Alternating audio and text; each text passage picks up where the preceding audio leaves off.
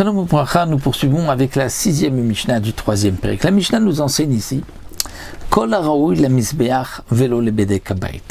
Il y a parfois des choses qu'on va offrir au Beth Amikdash, mais qui vont être désignées et qui ne peuvent être que pour le bedek habayit, l'entretien du Beth Amikdash, ou parfois ils peuvent être aussi pour le misbeach, parfois ni l'un ni l'autre. C'est-à-dire, comme nous explique ici le Barthénoa, en vérité, tout peut être pour le misbéar ou tout peut être bedek habayit lorsqu'il s'agit de la valeur de la chose. Mais lorsqu'il s'agit du gouffre de la chose elle-même, alors il y a certaines choses qui sont aptes au misbéar et pas au bedek habayit, d'autres qui sont au bedek habayit pour le misbéar, d'autres qui sont ni à l'un ni à l'autre. Comment? La Mishnah va bien sûr expliquer. Kol haraoui la misbéar, tout ce qui est apte au misbéar, c'est-à-dire que le corps même peut être sacrifié sur le misbéar, c'est-à-dire une bête. Prenons le cas d'une bête qui peut être sacrifié sur le misbéar, un oiseau qui peut être sacrifié sur le misbéar, de la farine qui peut être aussi offerte sur le misbéar, du vin qui est versé sur le misbéar, la levona qui est brûlée sur le misbéar. Tout ceci, c'est raoui la misbéar, mais pas pour le bedek habayit, parce que le bedek habayit n'a pas d'utilisation avec ni une bête, ni de la farine, ni du vin. Avec la valeur, oui, mais pas avec le gouffre, le corps, la chose elle-même. Donc ça, c'est ce qu'on appelle Kol haraoui la misbéach velo le bedek habayit, ce qui est apte au misbéach, mais qui n'est pas au bedek habayit. Une bête, un oiseau, du vin, des farines et de la levona. Il peut y avoir aussi les bedek habayit velo la misbéach, ce qui est apte au bedek habayit et pas au misbéach, de l'or, de l'argent. Ça, c'est bon pour le bedek habayit, parce qu'on peut recouvrir donc dans le Kodesh HaKodeshim avec de l'or, on peut utiliser l'argent, mais pas pour le misbéach. C'est-à-dire l'argent, l'or, on n'a pas d'utilisation de misbéach. La valeur, on pourrait, mais pas l'or ou l'argent même. L'or et l'argent peuvent être utilisés pour des habayit. Et il y a aussi l'ola misbéach velo bedek habayit, c'est-à-dire quelque chose que le gouffre, la chose elle-même ne peut pas être utilisée ni pour le misbéach ni pour le bedek habayit. Comme par exemple du lait, du fromage, ou ces choses-là, ou des œufs, à ce moment-là, il n'y a pas donc d'utilisation pour le bedek habayit. C'est vrai que la valeur peut être utilisée pour le misbéach, pour le bedek habayit, mais le lait, le fromage lui-même ne peut pas être utilisé ni pour le misbéach, ni pour le bedek habayit. Eh bien, dans tous ces cas-là, nous, dans la Mishnah Moalimbo, il y a une meila. Il y a une meila puisque lorsqu'on offre au Beth Amikdash, c'est désigné, c'est destiné au Beth Amikdash, que ce soit pour le misbéach, pour le bedek habayit ou pour la valeur, pour le misbéach, bedek habayit. Et donc il y a une meila. Si on vient en profiter, on devra rembourser ce qu'on a profité au Mikdash et apporter un korban meila. Qu'est-ce que la Mishnah va s'expliquer.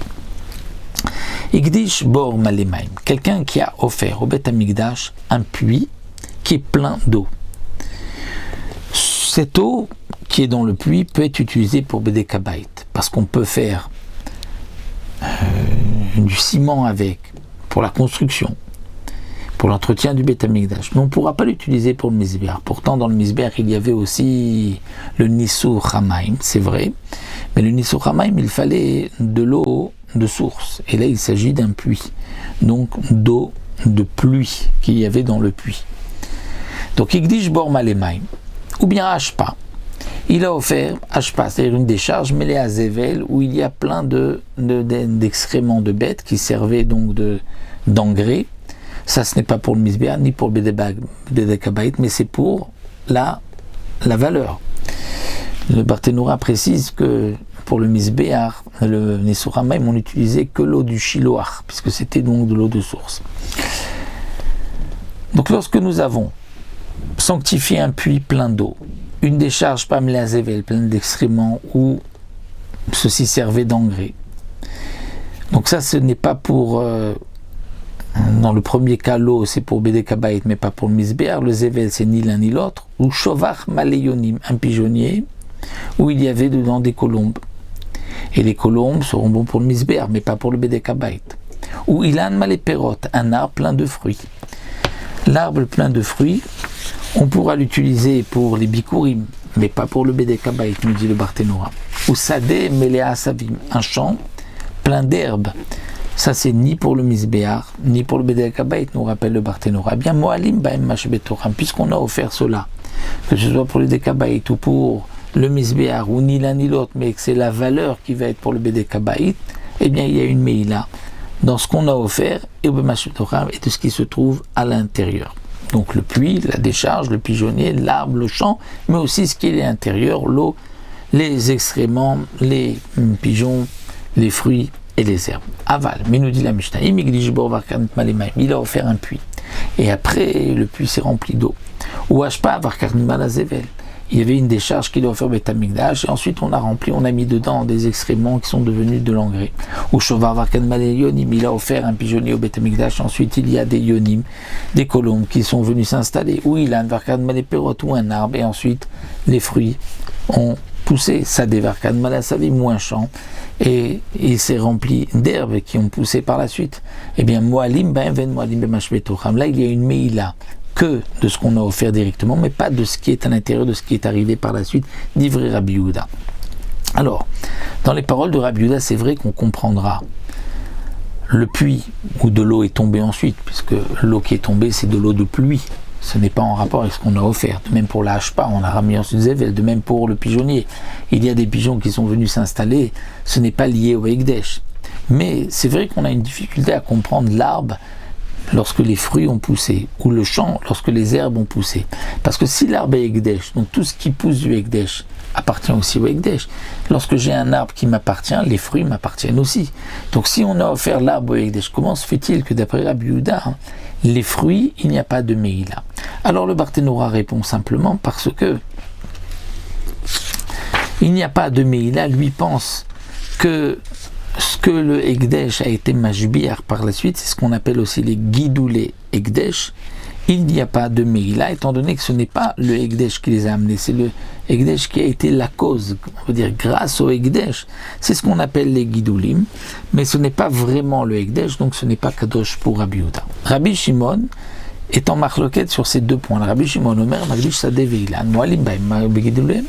Rabbi Shimon dit, si tu as offert un arbre et qu'il y a eu des fruits, ou un champ et qu'il y a eu ensuite des herbes, alors bien sûr qu'il y a une Meïla, et sur l'arbre, et sur le champ, mais aussi sur les fruits et les herbes. Pourquoi? Parce qu'ils sont Gidoulé Ekdesh, ils ont poussé grâce au Ekdesh, donc il y a aussi une Meïla. Ça c'est ce que pense Rabbi Shimon. Donc marloquette entre Rabbi Yehuda et Rabbi Shimon. La Mishnah continue, Vlad Meuseret, lo yinak mina Meuseret. Lorsque nous avons des bêtes qui sont nées cette année, nous devons une fois par an prélever le maaser de toutes les bêtes qui sont nées. Nous avons une bête qui est née cette année, mais qui a aussi mis au monde cette année.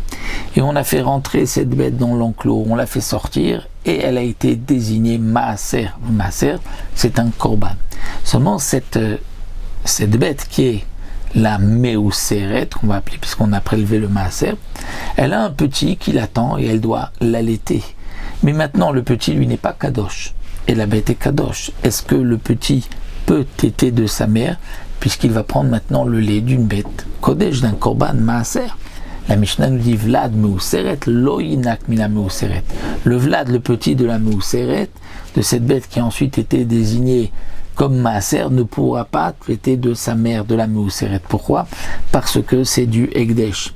Et donc, qu'est-ce qu'on fera? Ve'achirim mitnadvim ken. Mais d'autres pourront être mitnadev ainsi. Qu'est-ce que ça veut dire Achim mitnadvim ken? Deux explications dans Barthénora. Première explication, dit le Barthénora, avant de faire rentrer la bête dans l'enclos et de la sortir, on dira, si elle sort et qu'elle va être donc, elle, la 10e maaser, eh bien, je ne vais sanctifier que la bête, mais pas le lait. Le lait restera permis parce qu'elle doit donner à manger à son petit. Et donc, Acherim mitnadvim, c'est-à-dire qu'on va de cette manière, d'autres qui ont été mitnad, c'est-à-dire qui ont fait ce tanaï avant, à ce moment-là, on pourra donc téter, le petit pourra téter de sa mère. Mais le Barthénora n'est pas d'accord avec cette explication. Il préfère la deuxième explication du Rambam, qui dit que Acherim mitnadvim, c'est-à-dire que celui qui veut être généreux, puisque maintenant le petit ne peut pas téter de sa mère, donc celui qui veut être généreux, il va apporter une de ses bêtes pour pouvoir donner à manger à ce petit, parce que le petit ne peut pas manger de sa mère. Et donc, il va être généreux, amener une bête, amener du lait pour le petit qui ne peut pas manger de sa mère. Pourquoi? Parce que le lait est interdit, c'est un peu comme nous dit le Barthénora, Midi Rabanan, comme la Giza Ve'avoda, c'est-à-dire qu'un korban, on n'a pas le droit ni de prendre sa laine, ni de faire travailler la bête. Et donc, c'est pour cela que la seule possibilité, c'est d'apporter une autre bête afin que le petit puisse manger et ne meure pas de faim. La Mishnah poursuit, nous dit de même Vlad Mukdashim, le petit d'une bête qui est kadosh d'un korban, c'est-à-dire que la bête a mis au monde, on a une chèvre qui a mis au monde un chevreau et ensuite on a sanctifié la mère. Et à partir du moment où elle a été sanctifiée comme korban, elle ne pourra plus donner à manger au petit qui lui n'est pas korban. Et donc, qu'est-ce qu'on fera? Et d'autres apporteront donc une autre chèvre qui pourra donner à manger à ce chevreau, d'après la deuxième explication du Barthénora. Autre dîne que la Mishnah nous enseigne, les ouvriers normalement ont le droit de manger pendant leur travail. Mais là, lorsqu'ils travaillent avec les figues sèches du Ekdesh, ils ne pourront pas manger. C'est-à-dire le Gizbar leur donnera de quoi manger, ils achèteront ailleurs, il donnera de l'argent pour acheter ailleurs, mais ils ne pourront pas prendre de ce qui est du Ekdesh. Donc, un ouvrier peut manger lorsqu'il travaille chez un particulier, mais pas lorsqu'il travaille pour le Ekdesh, et on l'apprend du passouk, Kitavo bekerem re'echa, de ton prochain, c'est là que tu pourras manger du raisin, donc seulement de ton prochain, mais pas du Ekdesh. De même, vechen para lotucha mikashine Ekdesh, bien que nous avons l'interdiction d'empêcher une bête de manger lorsqu'elle écrase donc de la récolte, lorsqu'elle fait la disha, l'otarsom shor bedisho, on apprend bedisho seulement si c'est à toi d'un particulier, mais pas du Ekdesh.